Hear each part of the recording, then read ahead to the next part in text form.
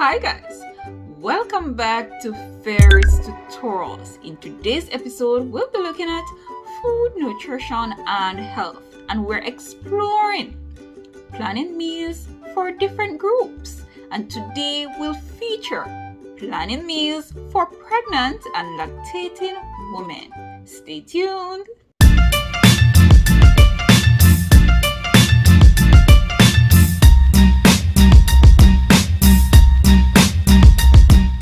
Section 3, Meal Planning, Preparation and Dining.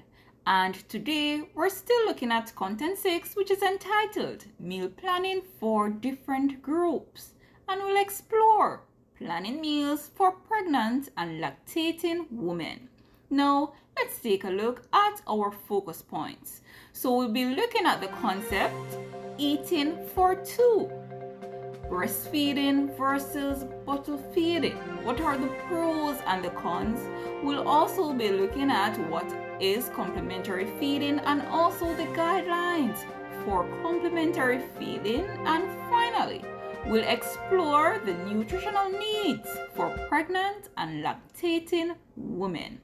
Now, let's kick things off with eating for two.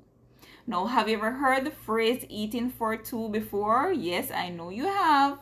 What does this mean? Does it mean eating two meals? One for the expectant mother and one for the baby? Does it mean that? One for the fetus? No, it doesn't. No, eating for two means that you need to increase the quality of your diet as opposed to the quantity. Right? So it's not increasing the quantity, meaning 2 plates of food, but increasing the quality of nutrient that is supplied in one meal, right? Now, it is very important for mother and baby to eat healthily during pregnancy to ensure that both receive the nutrients that are needed to gain the appropriate weight amount, right? Or the appropriate amount of weight. So again, guys, eating for two doesn't mean that we should consume, that expectant mothers should consume 2 plates of food. No, what it means is this should increase the quality of nutrients, the quality of the diet versus the quantity, right? Awesome. All right. Now, let us look at what is complementary breastfeeding. Complementary feeding is defined as the process starting when breast milk alone is no longer sufficient to meet the nutritional requirements of infants, and therefore other foods and liquids are needed along with the breast milk. Good. So complementary feeding, breast milk is not closed off or is not stopped. The baby is not weaned. But what happened is that complementary feeding, such as semi-solid, semi-soft, or soft foods, are introduced to the baby. So we may be thinking of porridges, thicker, say, for instance, yogurt, or those semi-solid foods that are easily digested, right? A range of cereals, milk-based cereals we can think about, all right?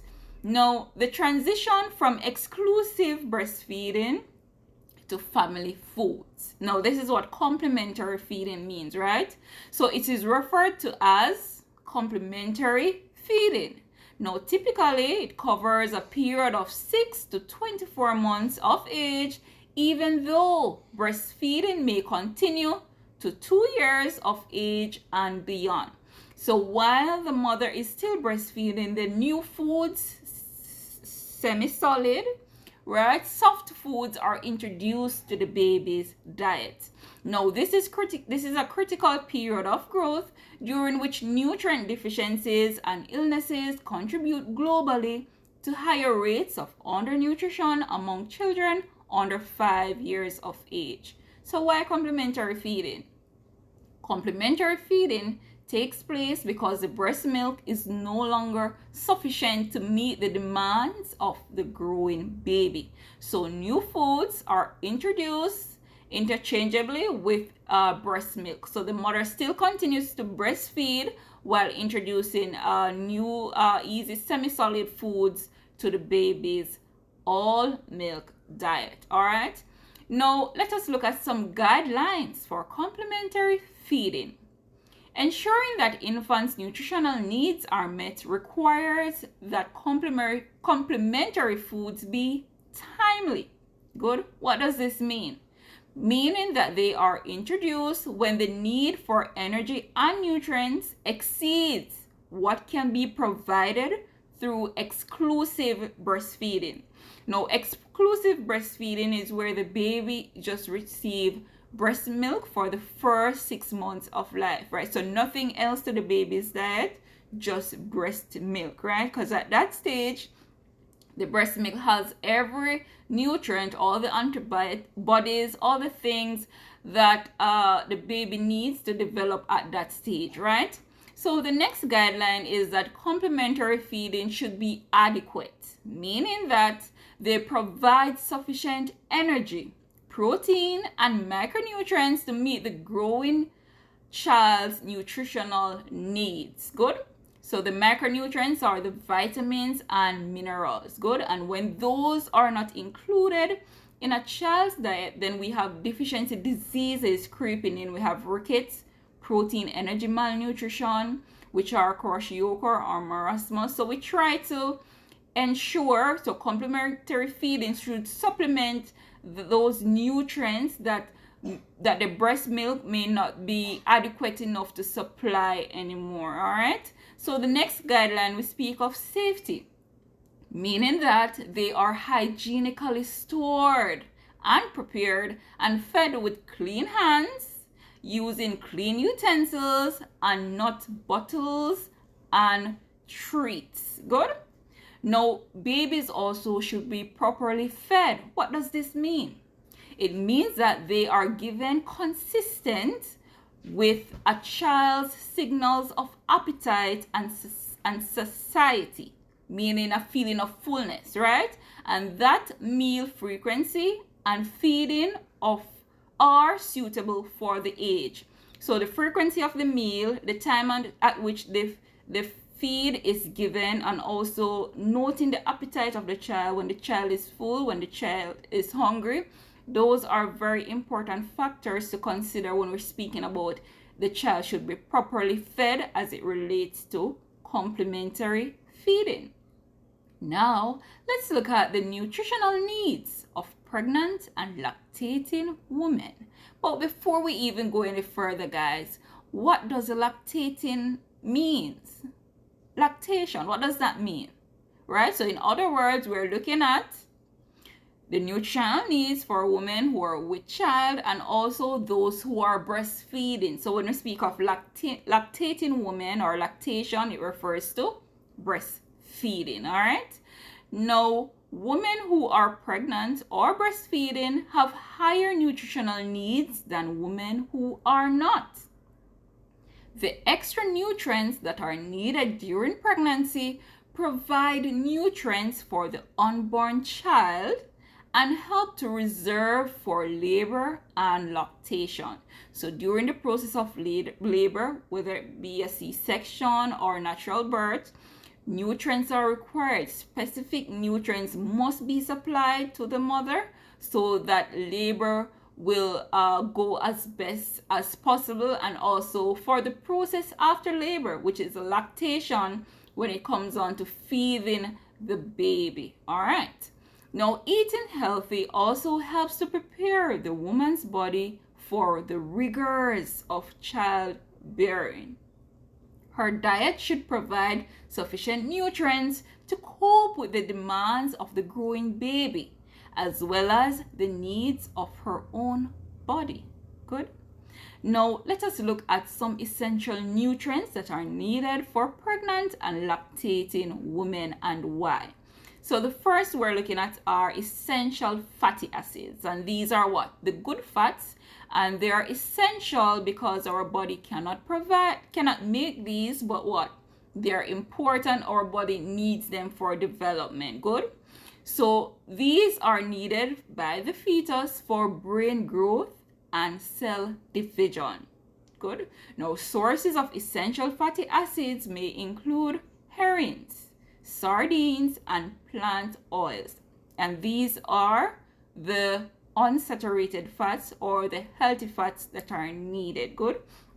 So when we're thinking about planning a meal, an adequate meal for pregnant and lactating women, we can think of the sources of these nutrients that they need to create the meal, right? So remember, essential fatty acids are needed for the brain growth of the fetus as well as cell division. All right, our next nutrient is vitamin D. A deficiency can lead to low birth weight or tetany in the baby, where the baby may have convulsions, which are irregular movements of the limbs. Good. And to osteomalacia in the mother. So this is a case where the bones are not so strong enough. So similar to rickets in children and osteoporosis in the elderly, osteomalacia is also a bone condition that affects adults. Good.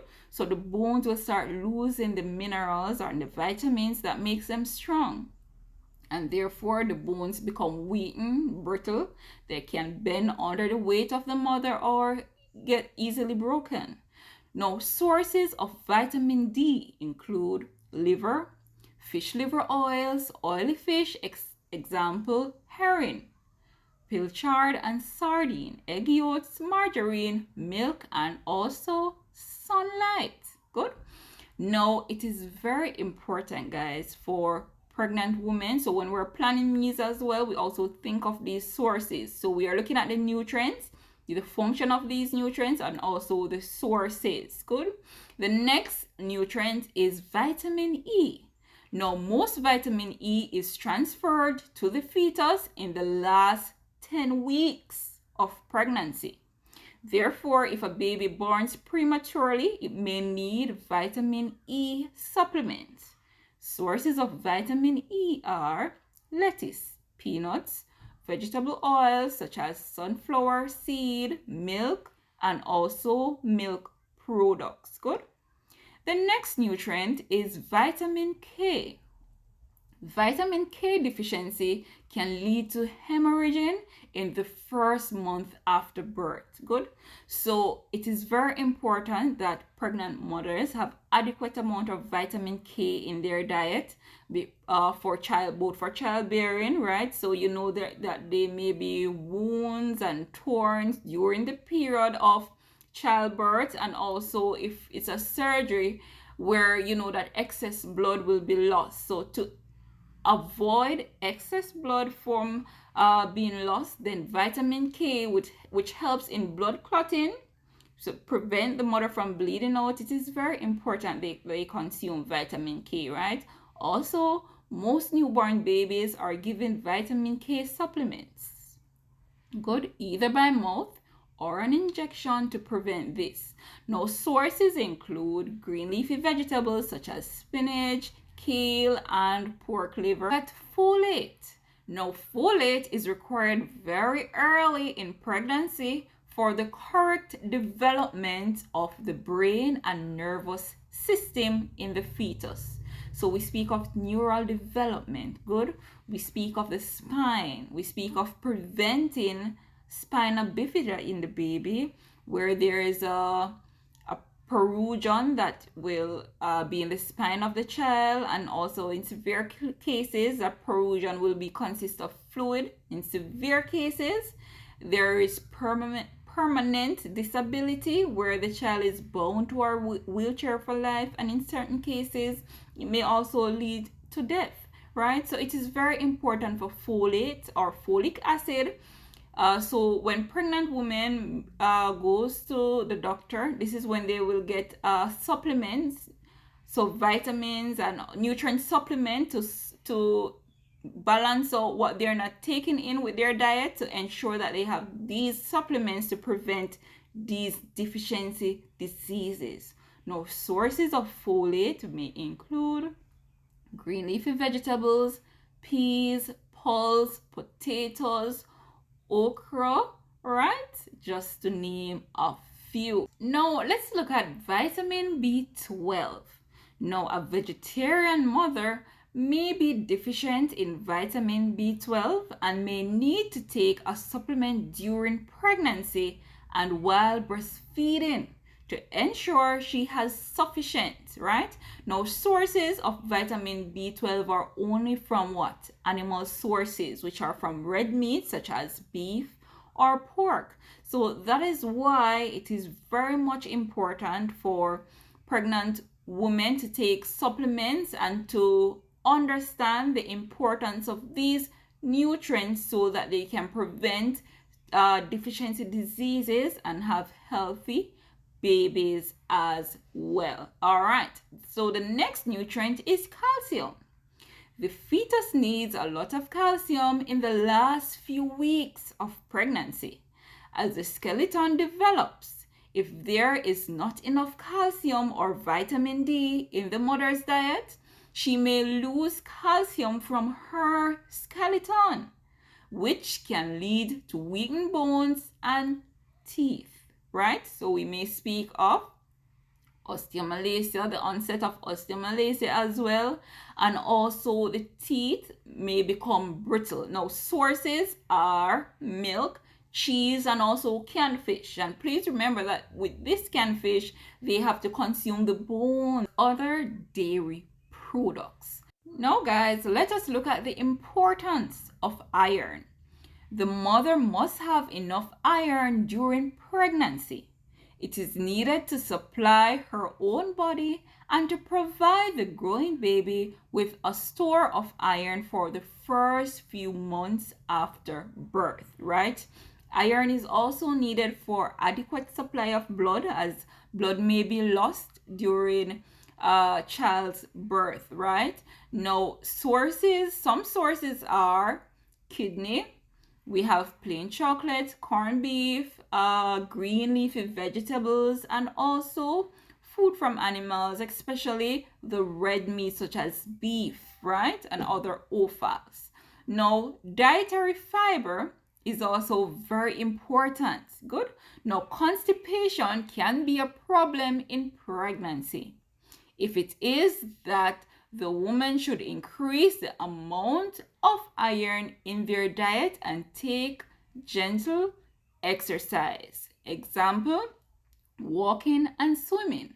Now, sources of fiber may include whole grain products such as wholemeal bread, wholemeal flour, wholemeal pasta, fruits and vegetables, and other starchy vegetables as well. Now we're at the checkpoint. What are two sources of the following nutrients? And these are all the nutrients that are important to pregnant and lactating women, right? There's also others as well. All nutrients are important, but in particular, these one are oftentimes missing from a diet, which are very much important. Good. So they also need protein, right? Carbohydrates as well, folate, fatty acid, calcium, iron, vitamin K, vitamin B12, vitamin E, and dietary fiber. Good. Now, let us look at a sample of a day's meal for a pregnant and lactating woman, and we're taking it or lactating woman, and we're taking it from breakfast to lunch or to dinner. So let us look at what we can have for breakfast. So there may be melon slices, cornmeal porridge with milk, scrambled eggs, French toast, and hot chocolate. A sample of lunch may be, based on that breakfast that we had, like a hearty sardine sandwich. And when we speak of hearty sandwich, we're including like vegetables in it. So we may have the lettuce or the kale, as well as with tomatoes, the sardines with the bones in it, yes, as well as an apple fruit there, and also a glass of water may suffice as well.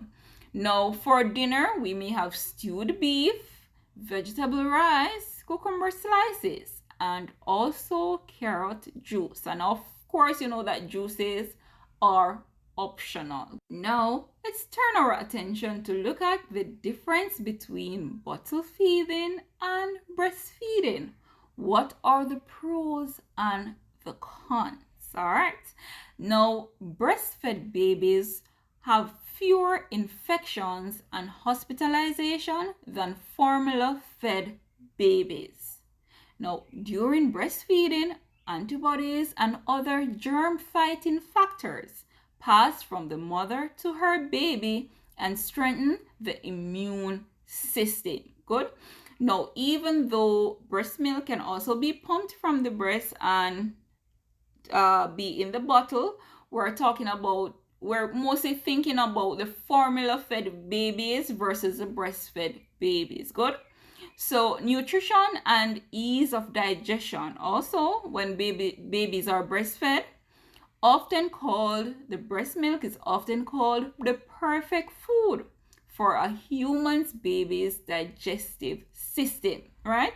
So we're speaking of the milk component, so the lactose and protein, which is the whey and the casein, and the fat that are found in the breast milk is more digestible for the babies or the newborn. Good. Now, breastfed infants have less difficulty with digestion than do formula-fed infants. Breast milk tends to be more easily digested, so the breastfed babies have fewer doubts of diarrhea or constipation. So babies who are breastfed have a lesser chance of having diarrhea or becoming constipated. Good. Now, breast milk also naturally contains many of the vitamins and minerals that are needed for newborns. And also, the breast milk is free, right? So, breast milk does not cost a cent, while the cost of formula quickly adds up. So, even though it may be a little costly for a mother to consume nutritionally adequate food and to have the right diet to produce healthy breast milk, when compared to formula feeding, it is way more expensive. Good. Now, skin to skin contact, as with breastfeeding, many nursing mothers really enjoy the experience of bonding so closely with their babies. And the skin to skin contact can enhance the emotional connection between mother and infants. Also, beneficial for mom too, where the ability to totally nourish a baby can help a new mother feel confident in her ability to care for her baby.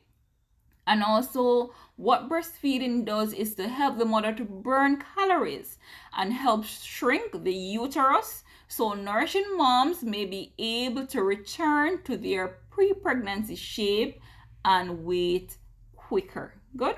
Now, let us look at bottle feeding. So it may be convenient, right? So either parent or a caregiver can feed the baby but with a bottle at any time, whereas with breastfeeding, where the milk is not expressed, then you know that the responsibility is solely on the mother to feed the baby. Also with bottle feeding, there is flexibility. Once the bottles are made, a formula feeding mother can leave the baby with the partner or caregiver and know that their little ones feeding are taken care of. With diet, women who opt to formula feed don't have to worry about the things they eat or drink that could affect or harm their baby, right? And the expense formula can be costly, right? And formula with a mother that is well fed and have breastfeeding her baby, has a perfect food, which has what?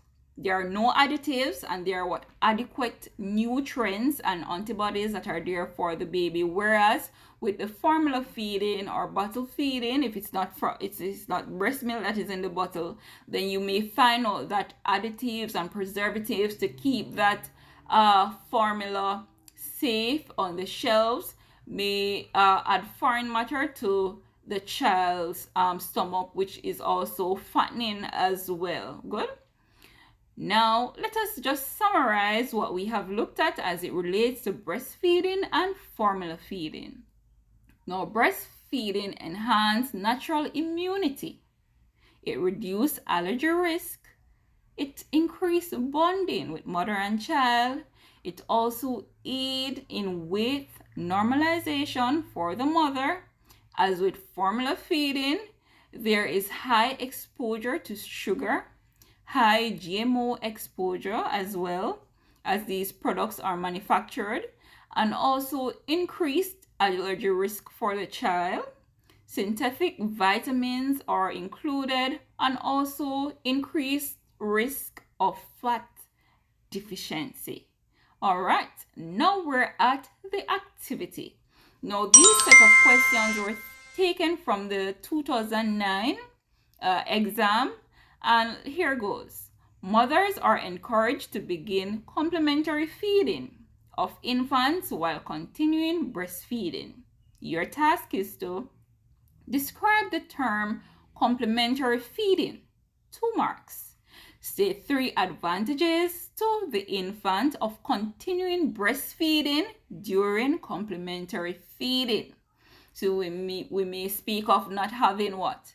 So the child will ease into the transition of new foods. So we may prevent emotional factors. So just think of something just taken away from you that you have been used to all your life, and then something new. So we speak about the gradual introduction of the complementary feeding. So babies will tend to, so when we introduce a little at a time, then babies tend to wean readily than versus to drastically change up exclusive breastfeeding and start complementary feeding, right?